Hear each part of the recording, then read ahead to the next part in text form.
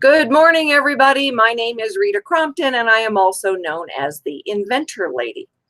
So, you think you're an inventor. Well, let's take a look at that. It's hard when somebody comes to me and they say, oh, this has never been done before. It's like, that's a long shot. Unless you've got the flush toilet, it probably has been done before. Doesn't mean that you don't have something that is new and unique to this process. But it does mean we've got some work to do. So when you're thinking you're an inventor and you've had that aha moment or a eureka moment, as Archimedes would say, let's figure it out before you've spent a lot of money. First, what do? Do your own version of a search.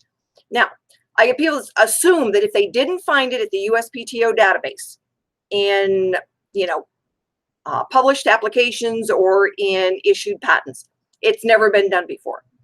No, that's a very wrong assumption. All right. You do not need a patent to go to market. You need the patent to negotiate. So let's assume, all right, that there are a lot of things in the marketplace. A good Google search is where you start. Go to Amazon, look around. I had a lady said, oh my God, I've got it. I've got the, this is a wonderful idea. And she was so excited and I want to get a search. And I said, you know what? Give me 15 minutes. I called her back, sent her a link, said, you might want to order this one on Amazon for 25 bucks. It's going to be faster and a lot cheaper. So it's frustrating when I see that people have gone out the door and filed patents and, and nobody told them.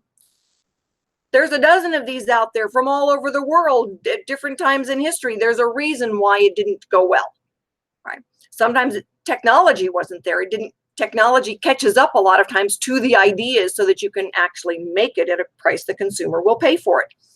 And let's face it, there are two high-ranking gods in this arena, all right? And you're not it. One is the consumer. The consumer is going to decide what they're willing to pay for it. So you've got to be able to make it in that price range. So when I ask someone, can you make it at a price the consumer is going to pay for it? And it's like, well, I'm going to charge this much for it.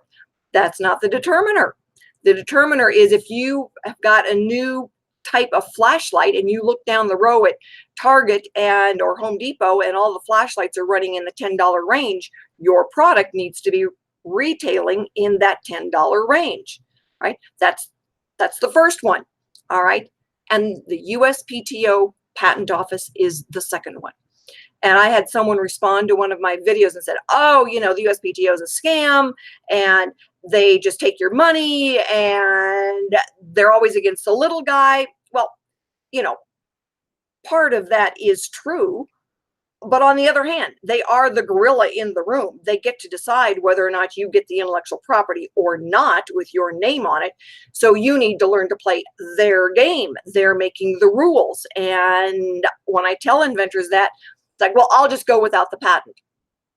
Okay, you can do that. But you have no leverage. You have no negotiating power. And if somebody with deeper pockets picks it up and runs with it, you lose. That's it. That's the way it goes. And I've had inventors that say, I just make them in my basement. It's not a big deal. They're just kind of a stress reliever for me. That's fine. You are making business decisions and you get to make your own business decisions. What is frustrating for me is when people make bad assumptions. All right. They get down the road and say, well, nobody told me this. I'm telling you. All right. You do not need a patent to go to market. You need a patent to negotiate. You always control the intellectual property, which means you pay for it. This is not something where you can say, oh, well, I'm going to tell somebody else about it and let them pay for it. No, it doesn't work that way. You're giving away your leverage. All right. So if you are an inventor, that means once you've done the due diligence and you've had the independent search done, and this is the first thing you really spend money on, that independent search. They can range from $500 to $2,500. That is where somebody else who has no skin in the game, no win or lose whether they find something or not. Their job is just to look for it, all right, whatever industry it's in. And a good search is not going to be looking just at one industry. It's going to look at what does yours do and can that be applied in a different way. So a good search is not industry specific. They're going to go out there and not think, well, we really want to write the patent. That's why I always say it's a conflict of interest for the attorney to do the search. All right, because they don't want to find it. They want to write the patent. Independent search. That's all they do. They just look to give you the information. Here's what we found. Now it's between you, the engineer, and the registered patent attorney to determine parameters on what you can file. All right, so the first thing you spend money on in your inventor aha mind frame is the independent search. This is where you're going to make the next set of business decisions to move on. The next thing you do is build your own version of a prototype if you can. Obviously, if you've got, a new, I don't know, I had a lady come to me and she said, oh, I've invented a way you can live in a house off the grid. Well, it's been done a whole bunch of times, but she certainly did not have the ability to build the house, but she could get a search done. The search came back $500 and said, there's a whole bunch of people doing this. You can't do it. And, it helped give closure before she went down the road and spent a lot of money just to realize she can't do it. And honestly, the further you get down the road making mistakes, you always want to fix it. You always want to correct it. You always want to throw more money at it. And this can just be a disaster financially for you and your family. So do the steps in the right order. Take a deep breath. All right. What's first? Go to the inventorlady.com website. You can see, the different videos. You can see different experiences. You can see different products we've worked on. More importantly, you can download the Inventor's Galaxy Guide. It's free. It's a short read. It's going to give you the 7 phases as you go through the inventing process, the pendulum swing on how much money is going to be involved, and you do one step at a time. You need to know what the process looks like, what could be your total outlay of cash, and then you make decisions based on the information you gathered at the last step. If you get to the point you think, oh my goodness, I can't spend that kind of money. Keep in mind, on the licensing side of things, all right, you're going to spend $75,000 to $80,000 to get teed up for the launch. All right. For a lot of inventors, that's just more than they have.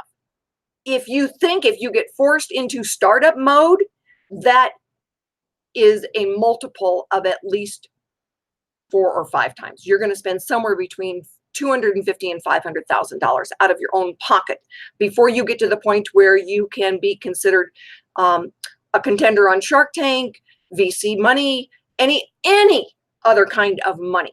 And one of the videos that we're going to tape next week is phony baloney money. And pay attention for that. We'll start posting that.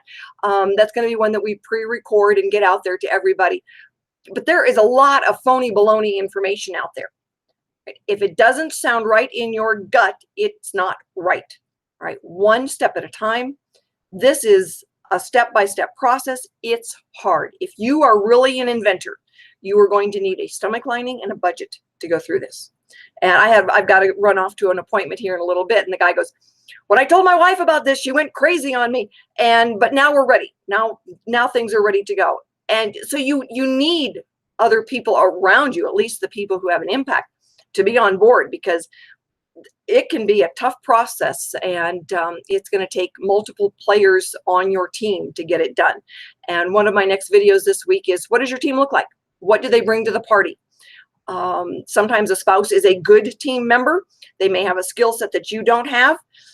For the most part, no, all they do is give you indigestion. So kind of stay away from that side of it. You've got to decide what makes sense and what doesn't make sense. My name is Rita Crompton. Join us. All right. We are here to make the journey interesting, exciting, and profitable.